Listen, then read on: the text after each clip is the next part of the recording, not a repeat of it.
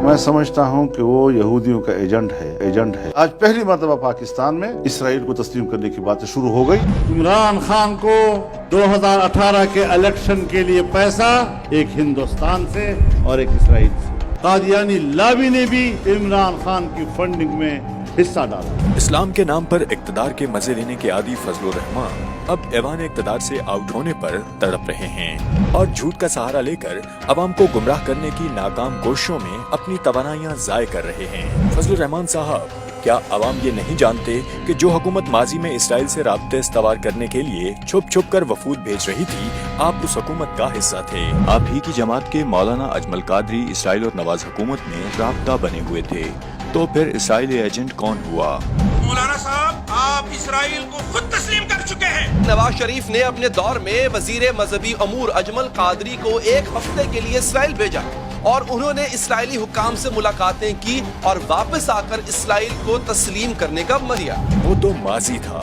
अब भी देख लें कि इफ्तिखार हुसैन इसराइल के साथ हाथ मिलाने की बात कर रहे हैं और मौलाना फजलुर रहमान उसकी हिमायत में सर हिला रहे हैं। यहाँ पे इसराइल के हवाले से जो उनके सफारती ताल्लुकात कायम हुए हैं, हम समझते हैं कि दुनिया में एक नई तब्दीली आ रही है। सारी दुनिया तब्दील होने जा रही है, ताल्लुकात के निज़ाम को तब्दील किया जा रहा है। इस मौके पे पाकिस्तान को चाहिए कि वो होश के नाखुन ले और जमहूरी रास्ता दे के पार्लियामेंट को उस हैसियत में आगे लेके आए कि इन तमाम वाक़यात को देख के जांचे और पाकिस्तान के लिए ऐसा रास्ता इख्तियार करे जो कि पाकिस्तान यानी अंदरूनी कशमकश से भी बचे और बैरूनी कशमकश से भी बच सके।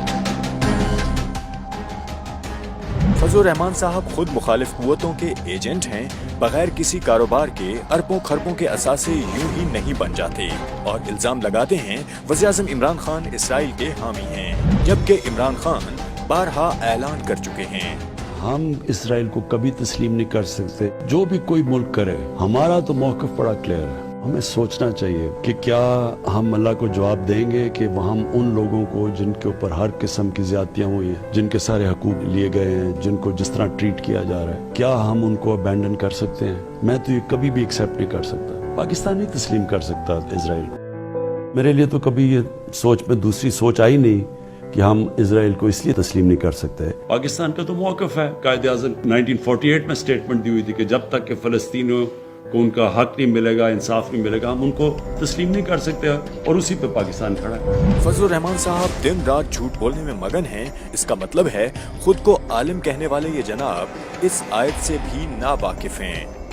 लानतुल्लाहि अलल काज़िबीन, झूठों पे अल्लाह की लानत।